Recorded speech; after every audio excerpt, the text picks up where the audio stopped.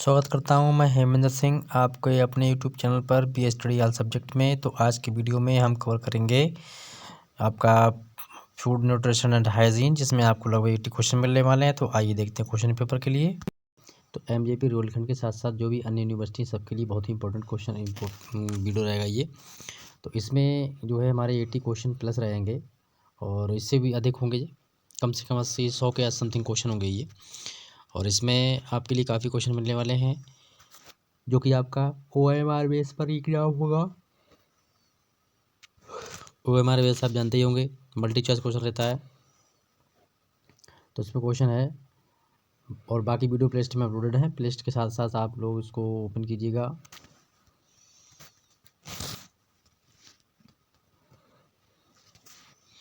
तो आइए शुरू करते हैं आज का वीडियो। आज की वीडियो में आपको मिलने वाले हैं लगभग 100 क्वेश्चन मिलेंगे आपके लिए, जो कि आपके को करिकुलर यानी कि फूड न्यूट्रिशन एंड हाइजीन से रिलेटेड क्वेश्चन मिलेंगे।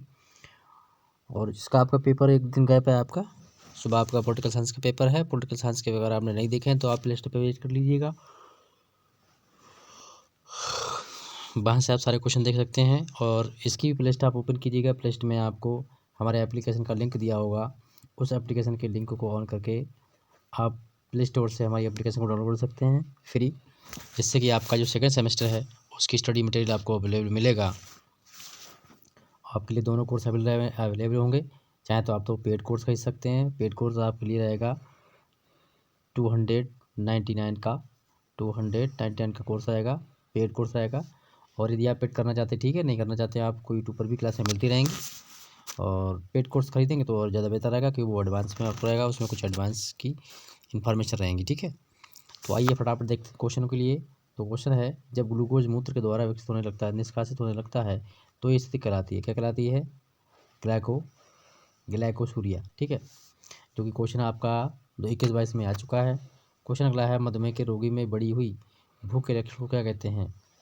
जब मधुमेह जो इसको हो जाता है, शुगर होती है किसी के लिए, तो उसके लिए भूख ज़्यादा लगती है, तो फैगिया कहते हैं इसको।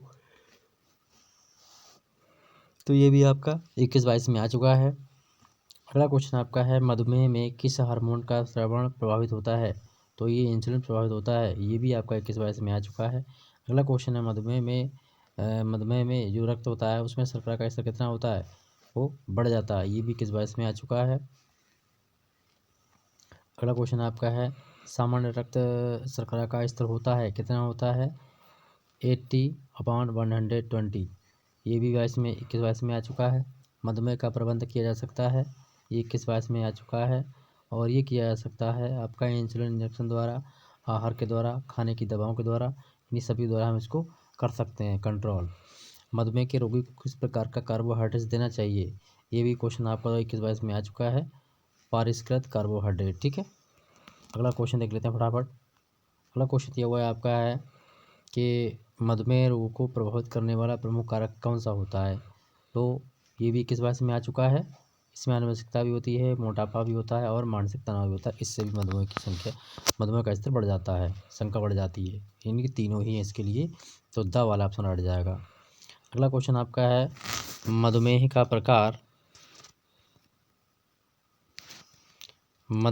प्रकार जो होता है वो किस प्रकार का है?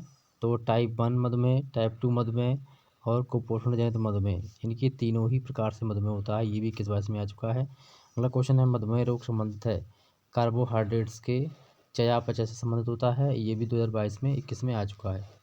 अगला क्वेश्चन आपका है, मधुमेह में बार बार मूत्र त्याग करने के लक्षण को क्या कहते हैं? मधुमेह में बार बार मूत्र त्याग करने के लक्षण को क्या कहते हैं? तो पॉलीयूरिया कहलाता है ये। और ये भी आपका 21-22 में आ चुका है। अगला क्वेश्चन आपका है, अग्नाशय की कोशिकाएं स्रावित करती हैं। अग्नाशय कोशिकाओं से हमारा इंसुलिन मतलब कि स्रावित होता है, और ये भी 21-22 में आ चुका है। अगला क्वेश्चन है आपका, मधुमेह का लक्षण है, ठीक है। मधुमेह का लक्षण क्या है? अधिक प्यास लगना, बहुमूत्रता यानी अधिक पेशाब को जाना, भूख में वृद्धि, ये सभी क्या है? मधुमेह में होते हैं। तो ये भी 21-22 में आ चुका है। अगला क्वेश्चन है, मधुमेह रोग की जटिलता क्या होती है? तो जटिलता होती है, धुंधली दृष्टि, आँख कम मतलब कि रोशनी आँख की कम हो जाती है, डायबिटिक कोमा होता है, मांसपेशियों में कमजोरी आती है। यानी कि उपरोक्त में सभी ये भी 21 वयस में आ चुका है।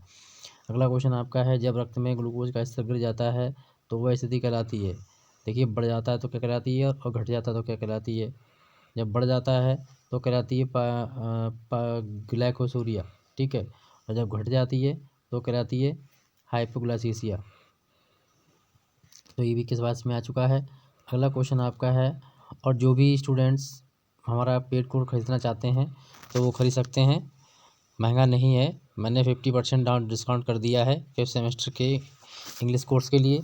तो 5th सेमेस्टर का इंग्लिश कोर्स कंप्लीट अवेलेबल है, जिसका अभी पेपर नहीं हुआ है तो आप लोग खरीदना चाहते हैं खरीद सकते हैं, और नहीं खरीदना चाहते हैं तो आपको यूट्यूब पर क्लासें मिलेंगी। लेकिन जो आप पेड को खरीदेंगे तो वो मैंने डिस्काउंट कर दिया है।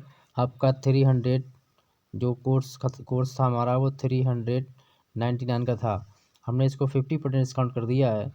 तो आपके लिए ये मिलेगा 299 की जगह आपको मिलेगा 199 में, ठीक है। सही है, तो मैंने इसको 50% डिस्काउंट कर दिया है और आप लोग परचेज कर सकते हैं कि वहाँ पर सारी चीज़ें अवेलेबल हैं 5 सेमेस्टर की इंग्लिश की। तो इस प्रकार से हम देखते हैं डायबिटीज़। तो हाँ, मधुमेह में वर्जित खाद्य पदार्थ कौन कौन सा आप समझ जाएंगे। देखो, शहद भी नहीं खाना है, ग्लूकोज भी नहीं यूज़ करना, मिठाई भी नहीं खानी है, ये सारी चीज़ें वर्जित होती हैं। तो ये भी क्वेश्चन आपका 21 22 में आ चुका है। अगला क्वेश्चन है, डायबिटीज़ मेलेटाइटिस रोग किसके 3 लक्षण हैं। तो वो 3 लक्षण कौन कौन से हैं ये देख लेते हैं हम। तो इसमें आपके जो लक्षण हैं वो है बहुमूत्रता, नंबर 3 है शर्करा में है, और नंबर 4 है भूख में वृद्धि। तो ये 4 ऑप्शन हैं आपके जो कि डायबिटीज़ के लक्षण हैं, और ऑप्शन आपका आ जाएगा राइट आ।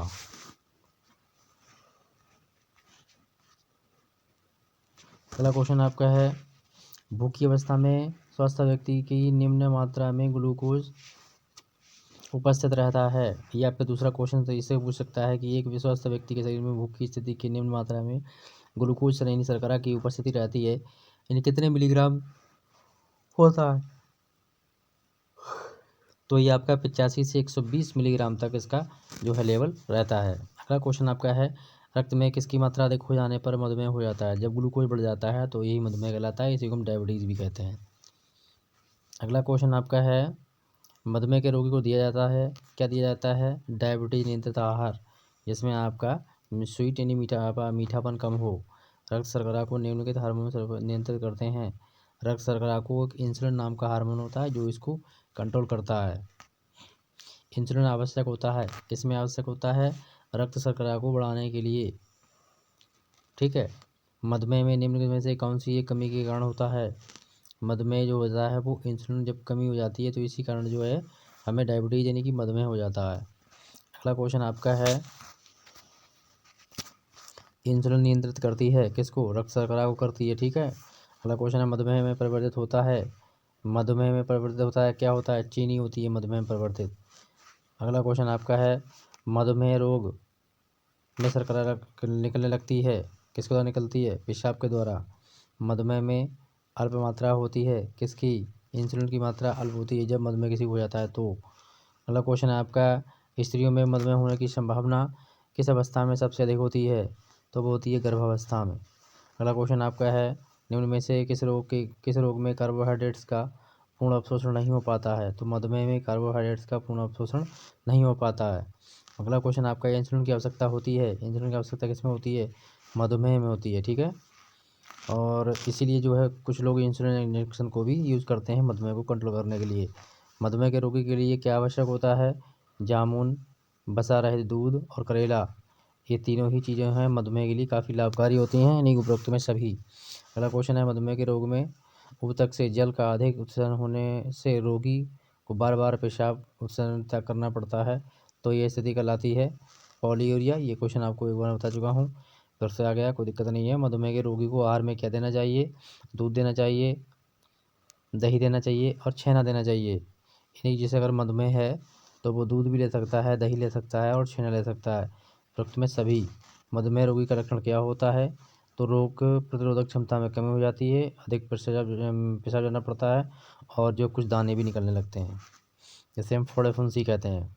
अगला क्वेश्चन आपका है, किस निम्न में से कौन मधुमेह रोग का प्रमुख कारण है?